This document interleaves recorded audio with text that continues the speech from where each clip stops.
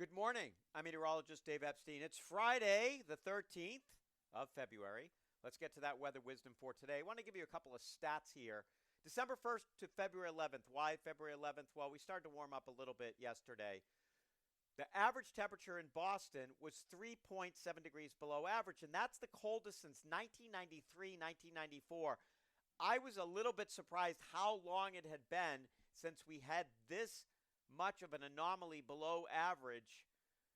The interesting thing is, if you had had this winter back 100 years ago, it would have been basically an average winter. But because of climate change, mostly caused by humans, we are seeing these winters warm up. But even in a warmer world, we can get these colder winters like this. Albany, New York, big departure, 4.6. That's their coldest since 2003 4.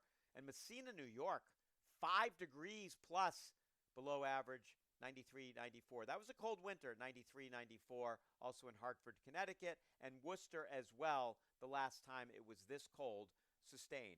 I have good news if you don't like the cold. Today we're going to be in the mid 30s with sunshine. Tonight maybe a flurry down into the teens. Tomorrow we clear out if there's an early flurry. Temperatures get back into the 40-degree range in the afternoon. We're in a little bit of a breeze, by the way. 30s as we head for Sunday, and up near 40 on Monday with partly sunny skies. Tuesday, mid 40s, gentle melting of the snowpack. There's not a lot of water in it, so I'm not really that concerned, and we're in a drought still for many locations, so it would take a lot of rain and a lot of rapid melting to really cause problems. But nevertheless, it's good when it melts slowly, it gets into the ground. I hope you all have a great weekend.